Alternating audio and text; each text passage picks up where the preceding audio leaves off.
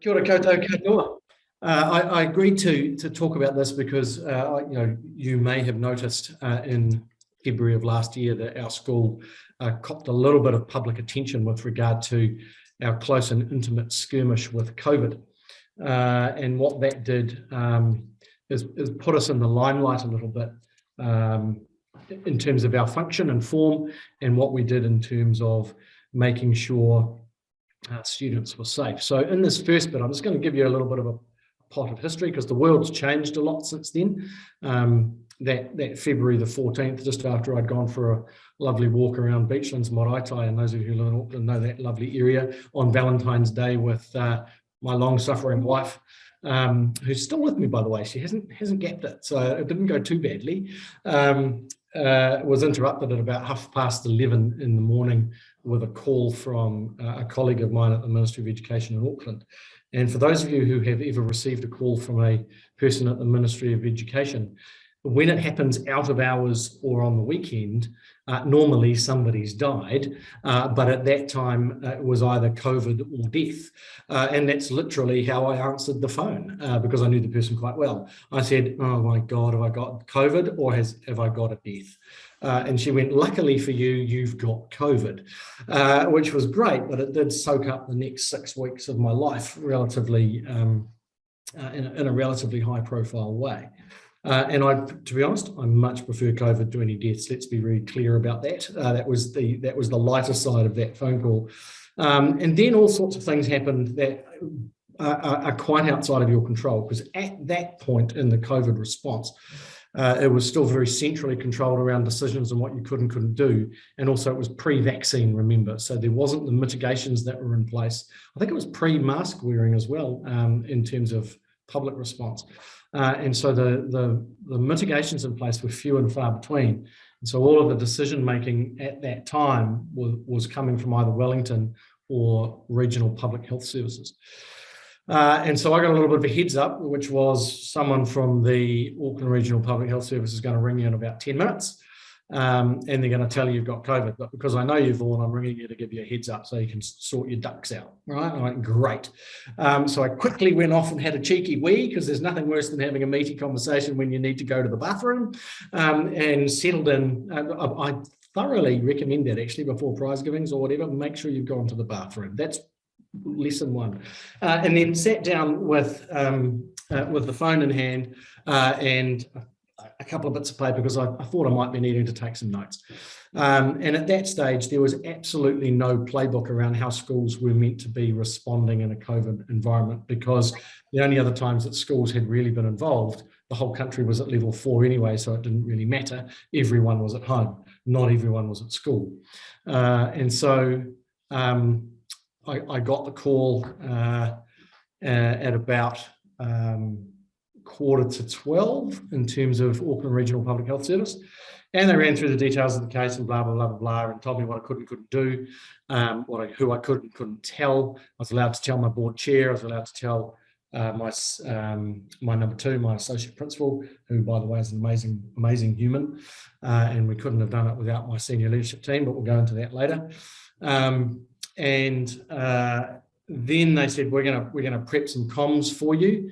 It took me a bit of work to try and get them to agree to me being a control freak and having the ability to change some of those comms, because doctors don't really like you changing their comms because they've got doctors before their name, but I don't. So sometimes there's a little bit of... So we got there in the end with some pleasantries and stern words in a polite way. And then they also said that I wasn't able to communicate with the public or my staff or my students outside of 30 minutes before the minister made the announcement at a press conference. So the press conference was originally scheduled for 1:30. That got moved to 1:45 while we were building the comms. So I was allowed to release information at 1:15. And so remember back, I got the first phone call at 11:30, second phone call from Auckland Regional Public Health Service, which had the detail at 11:45. And so we're only talking 90 minutes between I found out for the first time and have all my comms in place to appropriately communicate with... and it was a Sunday, right? So everyone's na hoi wha. They're all gone. They're all out of place. There's no one sitting around. And so I did get hold of my board chair, and he said, great, do you need any help? I said, no, leave me alone. He said, fine, I'll send you whiskey. That was great. Excellent board chair, because really most of the stuff that we were doing was an operational process, and not the place for governance. So I've got a wonderful board that understood that it wasn't in the governance space. They were there to support the work that we were doing, not to do the work that we were doing, which is awesome. Checking the time, 4:09, we're good, 11 minutes, hey Karen, we're okay. And so got my team on board. Literally, one was in the gym, one was partway through a massage, one was having high tea, one was out with his young children on a bit of a run. Seriously, they were just all over the place. And so I did manage to get them all back into their houses by 1:15 when the messaging went out, even though they were out doing all sorts of stuff. And I was about to take my wife out to breakfast, which didn't eventuate in the end. I have made up for that since, just letting you know. And so then 1:15, sent a text. I was allowed to text my community, so texted the students that go to my school and all of the numbers that I had for students or caregivers, the whole lot. At 1:15, my first phone call from a board member, because I wasn't allowed to tell my whole board, only my board chair, was 60 seconds after that 1:15 phone call. And then phone calls back and forward, staff, all going a bit cray-cray, and members of the community replying to emails a bit. So that was that 30 minutes. So then 1:45 comes around, and it was Dr. Bloomfield and Mr. Hipkins who made the announcement to the community. And we've got another positive COVID case, blah, blah, chat.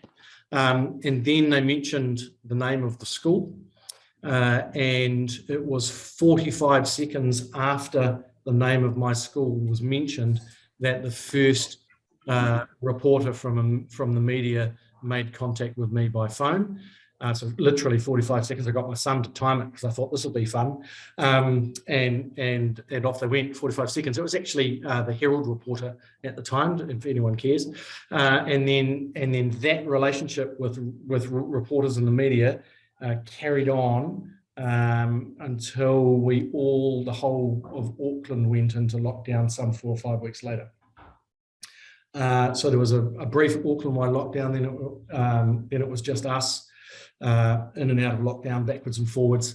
But what was not seen necessarily in the public. So you would have all known the sequence of the lockdowns and not lockdowns and this, that, and the other thing. What was not known in the public is what was happening in the background. So I had a lot of FaceTime with the cameras, but that's not because I'm a media hog or think that I'm attractive or anything. It's because that's what my job is. And that's what we decided amongst the team would be my function. My function would be that forward-facing stuff, and because I'm reasonably good at answering questions on the fly, which is why I'm more about the questions that you guys might want to ask me later than anything prepared. And I had a fabulous team in the background through the doors that you can see. Oh, you can't quite see, they're just over behind. In the office, I managed to convince Regional Public Health to let us work together in the office. As opposed to you can't be at school. So I managed to negotiate that the school site was functional, but people weren't allowed on it unless they were part of the senior leadership team and officially formed part of the Auckland COVID response. So we all were able to work physically distanced 2 meters apart in the boardroom, masks on and all of that stuff. So that we could share ideas and bounce ideas off each other and all that sort of thing, because we all had absolutely no idea going into it what the hell we were going to do in the next hour, let alone the next day. So the first Sunday was just all about comms. Then we all got, I had to come on site Sunday night because they were looking to pop up a testing centre. And at 7, and that was opening at 9 o'clock. So we had to do some shenanigans around the physical property that night. But at 7 a.m. on Monday morning, there was nothing on site at all. There was no humans. My associate principal and I, Barry, opened the gate. By 9 o'clock, a testing centre like you see on the telly had been mobilised and erected on site and was ready to go 15 minutes early, actually at 8:45. Absolutely amazing from the Auckland Regional Public Health Service and all of the things wrapping around it. But they were only dealing with one testing centre and me. So it was the world has changed in terms of scale and PCR testing since then. So then, we get things up and running, and we we had to manage the media, and that was a big part of that particular process. And that sort of media scrutiny, when you're just a lowly accounting teacher like I was, you're not trained for that sort of thing. And yes, I've been a principal a bit, and I've done some courses here and this, that, and the other thing. But it's a little bit like being a parent for the first time. You can get all the advice and guidance that you like, but until cameras are in your face all of the time, you're not equipped for it. And so I was very grateful for my team and the work that they did in the background, making sure I had the information that I needed when I needed it, in readiness to go out into the media. In the first couple of days, it was a bit hot in that they were driving how it was all going to work, and you'd be running out there every 5 minutes for every different agency that had a microphone just to calm the farm. But in the end, that had turned into, I'd go out there and go, right, hang on a minute, I've got 10 minutes. So sort yourselves out for questions, line up your microphones, line up your cameras. I'm coming out to do it once. See you in 10 minutes, and sort of do mini press conference action, which just made it a lot easier for me to manage, and they could all share the questions and do whatever they needed to do. But that evolved over the course of that 4 weeks. But you know, the thing that we then did was made sure we made the conscious decision that we had our team on site, and we made the conscious decision that our team would be visible to the community that were having to do the hard yards in terms of multiple tests and doing a whole lot of stuff out in the road. And so in the morning, we didn't get the security guards to open the gate to let the traffic in to do the testing. We opened the gates. People that were familiar to our community. Yes, we had traffic management control and security, this and whatever, but we always made sure that one of our senior leadership, one of our team, senior leaders or whatever, were always out and visible and around, so that that sense of familiarity and comfort existed for our community. And then things rolled on a little bit longer than we expected, with opening and closing the school with additional cases.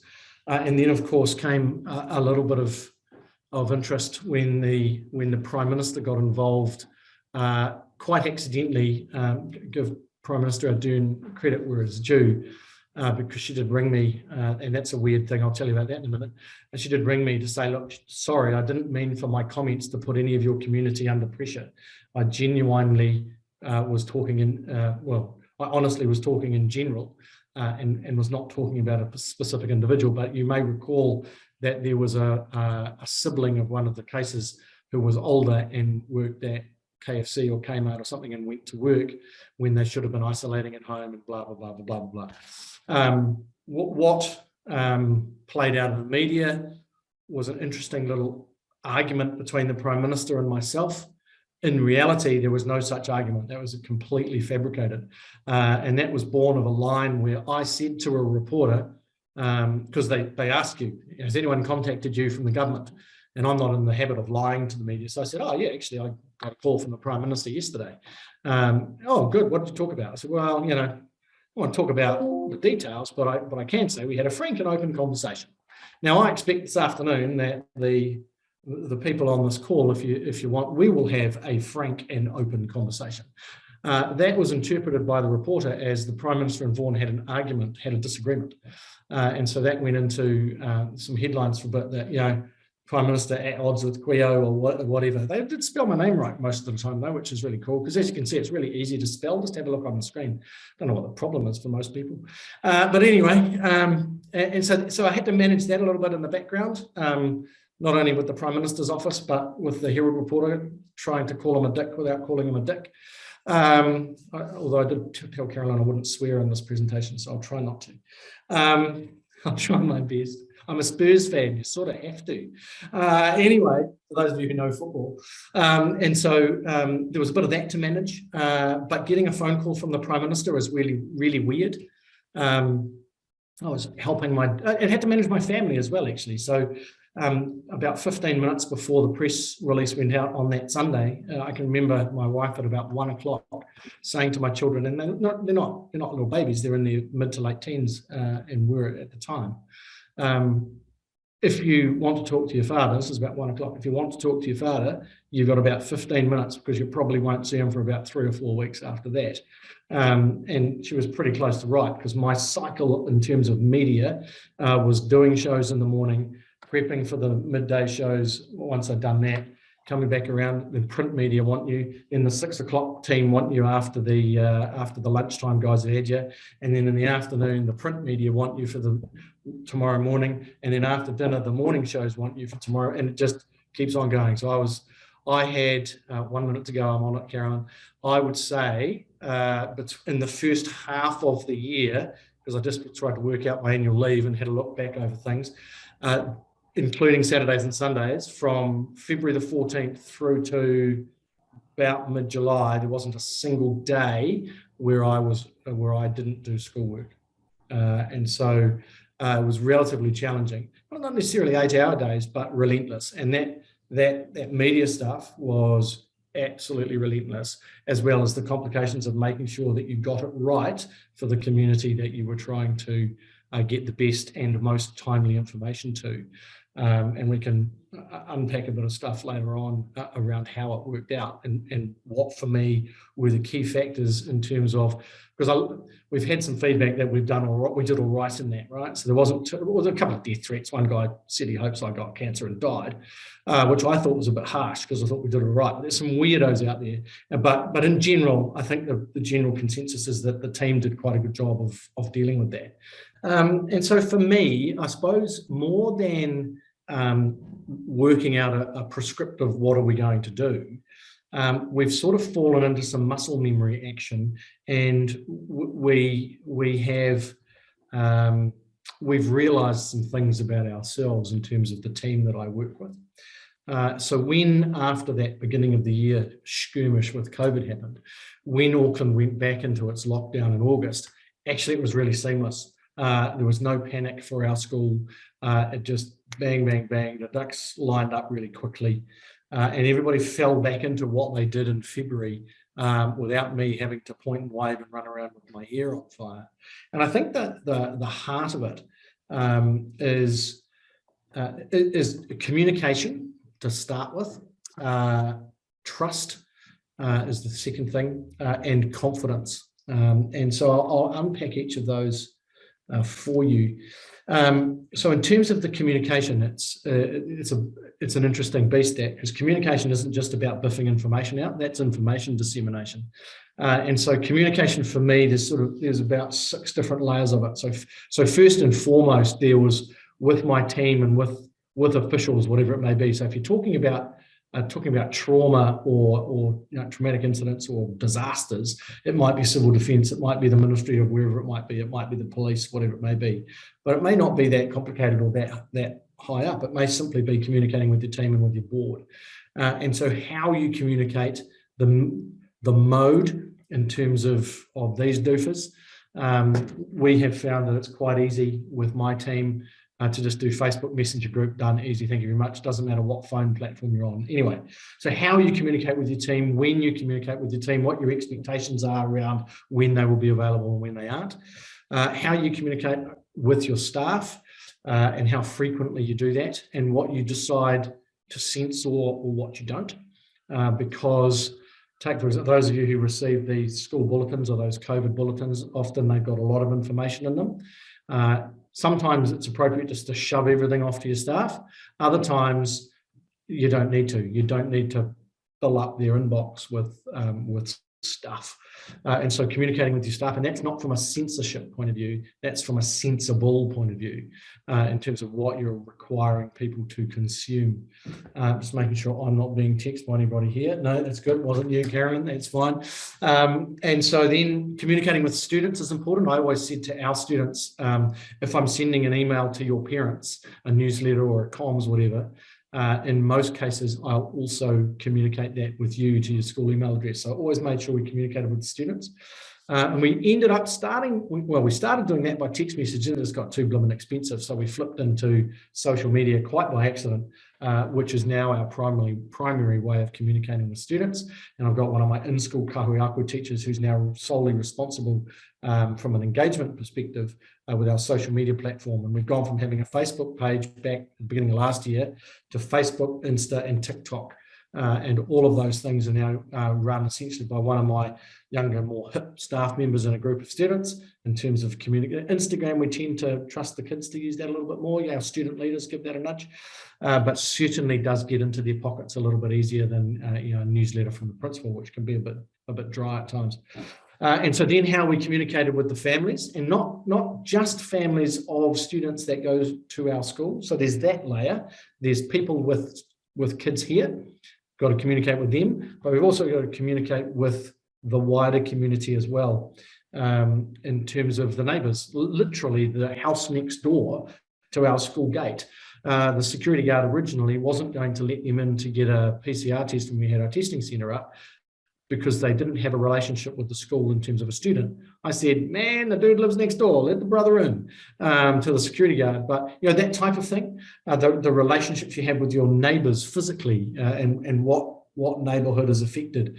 But also I got feedback that there were trucking businesses in Penrose that were following our Facebook page because they got more timely and accurate information than they were on the COVID website or any COVID helplines. So the reach of your comms is probably a little wider than you might anticipate. So we always have a bit of an eye on that when we're communicating that. So that's confidence. That's the first one. And the second one was trust. So trusting my senior leadership team, trusting my student leaders, trusting in the information that they were giving me. As I mentioned before, that information is critical, and I always had a lot of information prepared for me when I was heading out. Not necessarily what I was going to say. So I'm not a big person to read a script, because you've got to be able to roll with it. And I also made sure I made the comments myself. I didn't hide behind media statements that were written. Here's a press release. I didn't do that. I actually went and spoke. And I also think it's a job for the school leadership, not the school board at that operational level. Sometimes it's appropriate for the board to make statements when it gets a bit crunchy and legal, or might be about me or whatever. But from a school leader point of view, it's, in my view, the sort of situation that I was experiencing, that's the principal's job. Got to ante up for that one. And also a bit of trust in myself to have a bit of just, I knew what I was going to do when the shit hit the fan. And so, you've got to actively trust yourself a little bit to be sure. And that rolls nicely into a bit of confidence. And so the confidence side is then, if you've got all that trust in play, you've got some communication models in play, you can be confident that, you can be confident that's half the battle, actually. I was just saying to Carolyn before that actually the act of making the decision is the hard part, and actively making a decision to do nothing is fine as well, but doing nothing, not making a decision, won't help in any situation. You have to have the confidence to make a call. Now that call might be we wait 30 minutes, or it might be that we turn the lights off, whatever that call is. But you have to actually make a decision. To not make a decision is probably going to be a bit terminal for whatever it is that you're facing. But a decision doesn't necessarily manifest itself into a remedy or an action, because, if you've read Jack Reacher, sometimes the best thing to do is nothing. You just wait and see. But sometimes it's not. If the building is on fire, I wouldn't recommend doing nothing and waiting and seeing, unless it's a really shitty old Nelson block that you've been trying to get rid of for years. Then I recommend that you all run the other way screaming and let the bugger burn, but don't tell your insurance assessor. And also, it's an opportunity to build your team culture. My team now, although I'm losing one of them to down your way, Stephen, actually, one of my DPs is leaving. It's an opportunity to build your team culture. And if you reflect back on, say, when you've seen the Warriors training up and running up and down sand dunes, or if you've ever been part of a sports club where you do that pre-season training, where you do the hard yards, it's as much about fitness as it is about building a shared understanding of a tough event. And so our team now has each other's back, and we just know it. There isn't too much politics or infighting and that sort of stuff. That we've sort of forged fairly high trust relationships in what was a fairly fiery situation. And so, yeah, those are the three learnings from me.